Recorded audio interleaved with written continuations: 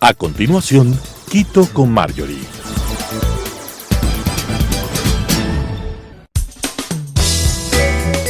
Clasificación A. Apto para todo público.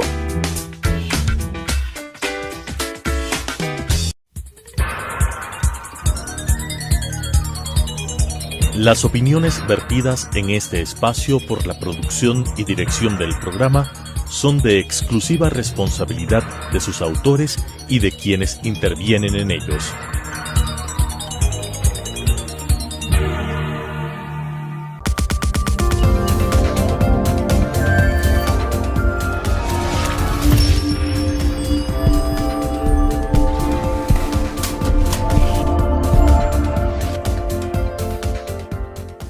Las últimas semanas hemos sido testigos de un nuevo capítulo triste para el Ecuador. Los hechos en el barrio Cristo del Consuelo es el capítulo más grave en la escalada de violencia que hemos vivido desde el año 2021.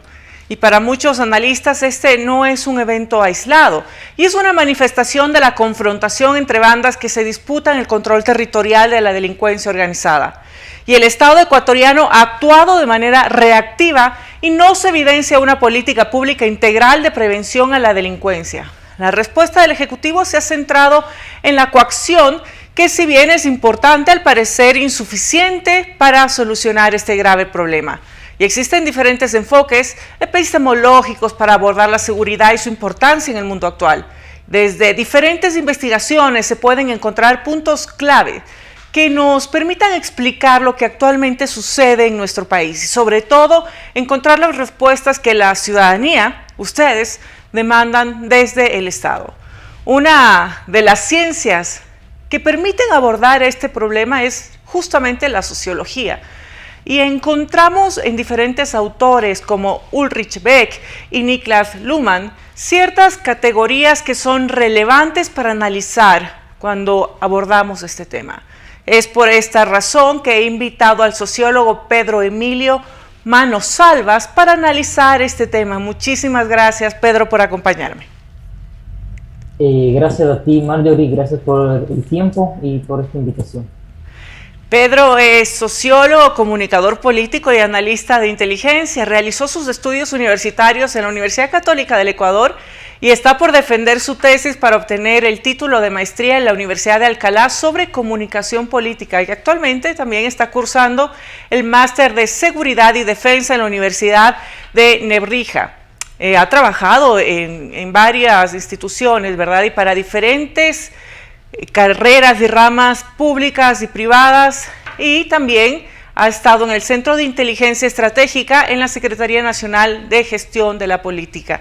Te agradezco nuevamente, Pedro, por habernos acompañado y quisiera comenzar esta entrevista preguntándote algo que comentamos en la introducción, porque hacíamos mención a la respuesta del Estado ecuatoriano frente a esta crisis, ¿verdad? Y esta se ha centrado en la parte coercitiva, permitiendo la participación de las Fuerzas Armadas en el control y combate a la inseguridad. Pero para muchos, el que los militares estén en las calles tiene un efecto disuasivo en los delincuentes y una percepción de mayor seguridad en los ciudadanos. Pero después del quinto estado de excepción que vamos decretando en lo que va del gobierno nacional, vemos que los resultados no son los que esperaríamos. Y desde tu experiencia y conocimiento me gustaría saber, Pedro, ¿qué le hace falta al Estado ecuatoriano para combatir con eficacia la violencia ocasionada por los delincuentes? ¿Deberían quizás repensar una estrategia que no incluya la necesidad de declarar estos estados de excepción para movilizar recursos para las fuerzas de seguridad?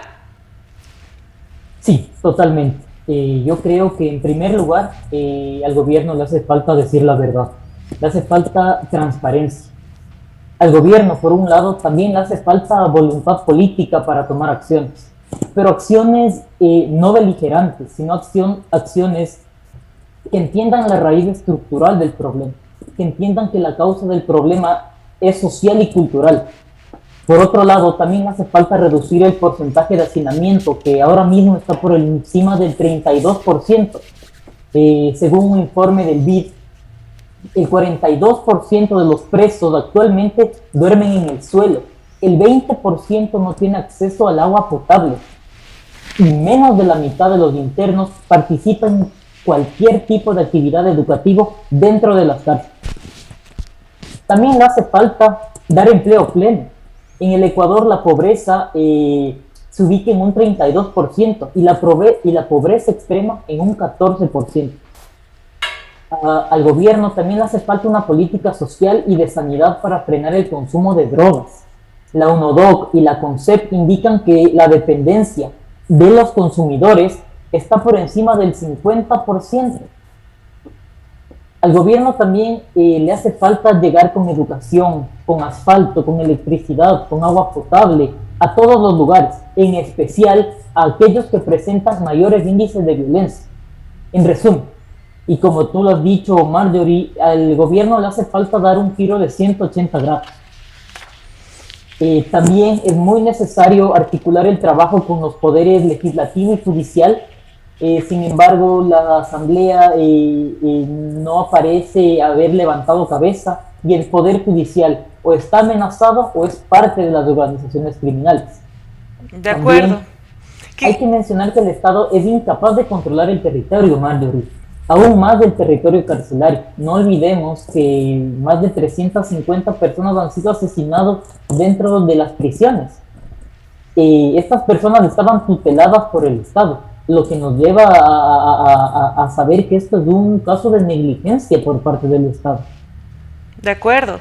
Y quisiera ver tu punto de vista, porque de acuerdo a Ulrich Beck, en la teoría sobre sociedades de seguridad, hace referencia a que nunca antes en la historia existieron riesgos tan abarcadores, ¿verdad? Que abarquen a todos los grupos sociales. Y hemos visto que actividades ilegales como el narcotráfico, trata de personas, tienen redes transnacionales tanto a nivel delictivo como en el encadenamiento económico ilegal también. Si los problemas de seguridad están tan interconectados entre países, ¿no sería mejor trabajar en estrategias conjuntas con otros países para combatir estos problemas? ¿Y hasta qué punto los órganos multinacionales pueden ser realmente útiles para combatir la delincuencia organizada transnacional? Totalmente de acuerdo con lo que postula, y la pregunta está muy bien formulada porque el crimen transnacional justamente significa eso, un crimen que sucede en diferentes naciones y que hay una red. A ver, actualmente existe la Interpol que funcionaría como este órgano transnacional para combatir el crimen organizado. Interpol en Ecuador está presente de una manera parcial y es necesario estrechar relaciones. La actividad principal de Interpol en Ecuador es frenar el crimen internacional, es decir, que la actividad de Interpol debería ayudarnos justamente a prevenir y a combatir estos crímenes que se dan. Con las redes regionales del crimen organizado operando a nivel global, el papel de la Oficina Central Nacional de la Interpol en Quito es crucial para salvaguardar la seguridad nacional e internacional. Además de eso, se necesita cooperación directa con Colombia y Perú. No olvidemos que Colombia y Perú son los mayores productores de cocaína a nivel mundial.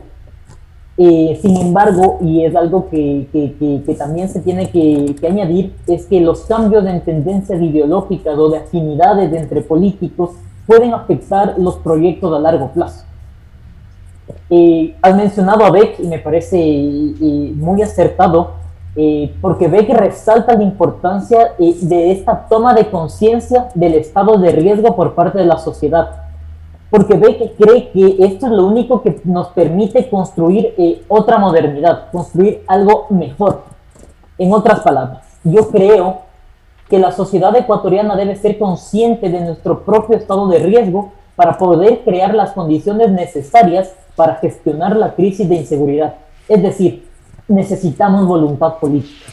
Y justamente citando nuevamente a Beck, cuando habla en relación a la seguridad como referencia a que la naturaleza y orígenes de los riesgos se producen en los niveles más altos de las capacidades productivas de las sociedades, tales como la industria pesada, la industria de armamento o en cierto sector de las élites también, que aprovechan tanto su capacidad económica, simbólica y social para impulsar actividades ilegales que tienen altos porcentajes de rentabilidad. Por ejemplo, en la década de los 80 en Colombia, que tú lo citaste, miembros del cartel de Medellín y de Cali pertenecían al sector agropecuario de estas ciudades, y el cartel de los Zetas en México están compuestos por ex militares, muchos de ellos de alto rango. Entonces, mi pregunta sería con este antecedente, si consideras que lo dicho por Beck respecto al origen de los riesgos a la seguridad, ¿es aplicable también en Ecuador?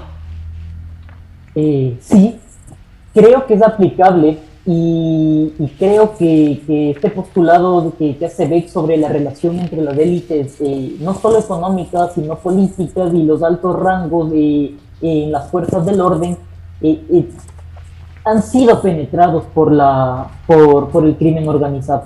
En Ecuador hay varios casos que nos sirven para ejemplificar esto. Me gustaría a mí hablar, por ejemplo, de Telmo Castro, alias del Capi.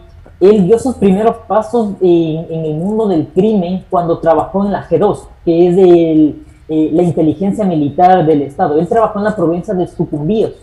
Estando allí, él hizo vínculos con las FARC. Siendo el vínculo de las FARC, también entró en conversaciones con el cartel de Sinaloa, y Telmo Castro en ese entonces era quien movilizaba la droga comprada en Colombia por el cartel de Sinaloa y para transportarla dentro del Ecuador. Menciono a Castro porque él es muy importante en la configuración del delito, y porque él era miembro de las fuerzas del orden. Él era un militar. Como decía, la tarea de Castro era recoger los cargamentos de droga y llevarlos a los puntos de despacho. Y otra de las tesis de Beck, que lo hemos citado tanto en este día, establece que los riesgos que enfrenta la seguridad producen efectos irreversibles y que en muchos casos también pues no se los puede ver. Y el peligro social que esto conlleva se acomoda a la estructura de clase en la sociedad, afectando principalmente, por supuesto, a los más vulnerables. El caso del ataque en el barrio Cristo del Consuelo podría evidenciar justamente este problema, tanto la afectación a uno de los sectores más populares de Guayaquil, escondiendo muchas de las causas y posiblemente invisibilizando los problemas que arrastran tanto los familiares de las víctimas como la gente del barrio. Es decir, ¿cuáles podrían ser estos efectos irreversibles producto del ataque? Y si crees que el gobierno nacional, a través de las acciones que ha emprendido para enfrentar la delincuencia, ¿es realmente consciente de lo dicho por Beck respecto a las consecuencias de los riesgos a los que están expuestos los ciudadanos por la problemática de la inseguridad? Sí, Marjorie, totalmente. A ver, al gobierno le hace falta quizás llamar o vincular a la academia, a personas que estamos trabajando en la seguridad, y desmilitarizar, por así decirlo, las políticas públicas de defensa. Un ejemplo que me parece preciso es Cristo del Consuelo en Guayaquil, Ciudad de Dios, que todos estos asentamientos pertenecen a Monte Sinaí, que están en Guayaquil. ¿Qué tienen en común estos espacios, estos lugares? Es que tú ves que hay un círculo de pobreza ahí. Este efecto que tú mencionabas, estos efectos a largo plazo, estos efectos irreversibles que dice Beck, se puede evidenciar en el empobrecimiento. A ver, y esto se ejemplifica de una manera muy interesante, porque hace poco estaba conversando con la periodista Carol Noroña y mencionaba que cuando tú metes a una persona a la cárcel, no le estás metiendo solo a ella, estás metiendo a todo su círculo, a toda su familia a la cárcel. También es muy necesario mencionar que se reproduce el círculo de pobreza. En Ecuador, si tú naces en el quintil de la pobreza, es muy difícil subir, es muy difícil salir de ese círculo de la pobreza. Y claro, el narcotráfico capta estos vacíos estructurales del Estado que el Estado no logra satisfacer. El Estado no logra satisfacer con educación, con salud, con política pública. Y claro, el narcotráfico logra encontrar una grieta por la cual entra dentro de la sociedad. Y según este enfoque epistemológico con otras teorías sobre seguridad, podríamos hablar de la relación existente entre las nociones del riesgo y la seguridad, mientras que en la sociedad de clases las diferentes valoraciones ideológicas tenían como fin último la desaparición de la miseria. En las sociedades del riesgo se busca la eliminación de estas amenazas, siendo este el valor al parecer más importante dentro de la seguridad. Entonces, si partimos de este axioma, los estados serán calificados entonces como eficientes cuando logran la condición de seguridad para los ciudadanos, provocando que muchas de las redes de solidaridad que se construían antes en torno al crecimiento económico y el bienestar, más bien sean reemplazadas por vínculos de cooperación basadas en el miedo. Y esto suena también aterrador, ¿verdad? ¿Consideras que esa valoración de la seguridad en las sociedades actuales vuelve a colocar al Estado como el eje central de la sociedad al tener este monopolio legítimo de la violencia, y a su vez el sistema político ecuatoriano no se encuentra frente a una crisis de legitimidad, considerando que sus políticas han sido insuficientes para detener a la delincuencia? ¿Piensas que es así? A ver, en primer lugar, pienso que no solo el sistema político se enfrenta a una crisis de legitimidad, sino el sistema judicial y el sistema de seguridad.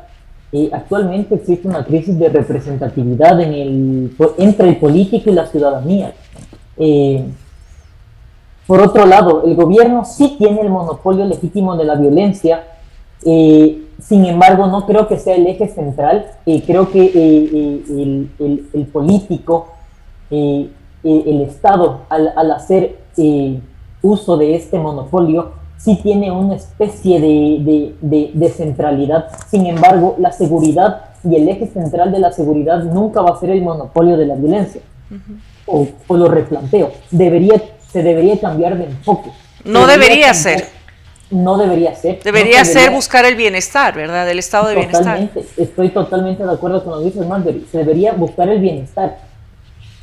Pero ¿traducido a qué? Traducido a políticas sociales. Por ejemplo, como mencioné antes, con trabajo, con seguridad, con salud, con educación. Son áreas que el Estado no ha cubierto, y esto genera que las bandas, que las organizaciones criminales logren captar a personas que por lo general son hombres jóvenes que están en situación de pobreza, y podemos ver un reflejo de esto en las cárceles. Las cárceles están llenas de hombres jóvenes empobrecidos, y esto necesita un replanteo de estrategia, como tú dijiste antes.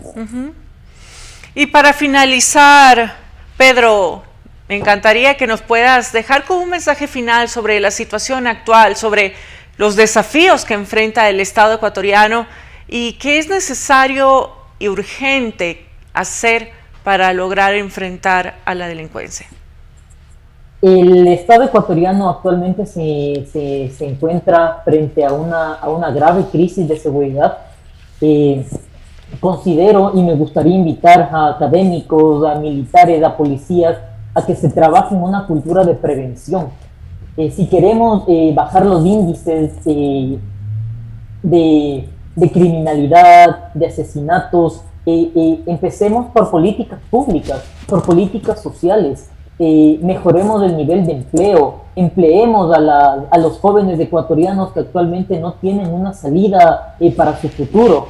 Yo invito también a que sigan al Observatorio Ecuatoriano de Seguridad Nacional, del que tengo honor de ser parte, que es una asociación civil que recopila información sobre temas relacionados a las políticas públicas.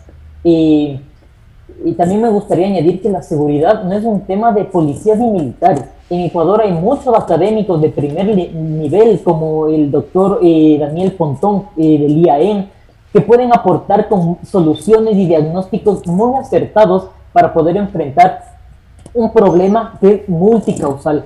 Me parece también claro mencionar que este no es un problema del gobierno actual, ni del gobierno anterior, ni el que pasó. Este es un problema que hemos venido arrastrando desde los años 60 más o menos. Y pues eso, agradecido con tu espacio y que el tema de seguridad es un tema que nos concierne y nos compete a todos y es un área en la que todos debemos aportar. Seguro que sí. Te agradezco nuevamente, Pedro, por habernos acompañado. Amigos y amigos, espero que este programa haya sido de su interés. Recordemos que el problema de la inseguridad puede ser abordado desde diferentes enfoques. Un problema con diferentes aristas requiere también de una solución integral que aborde tanto la coacción estatal, pero también una política social que ataque las causas del problema, como lo dijo nuestro invitado.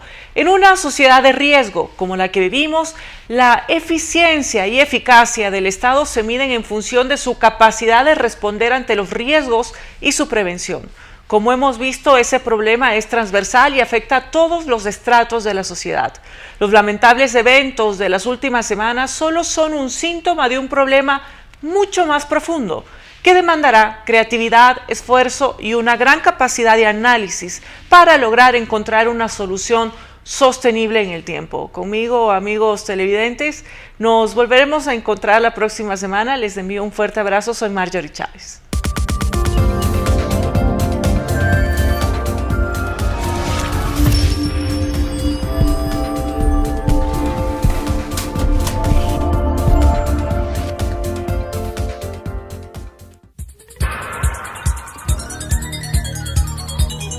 Las opiniones vertidas en este espacio por la producción y dirección del programa son de exclusiva responsabilidad de sus autores y de quienes intervienen en ellos.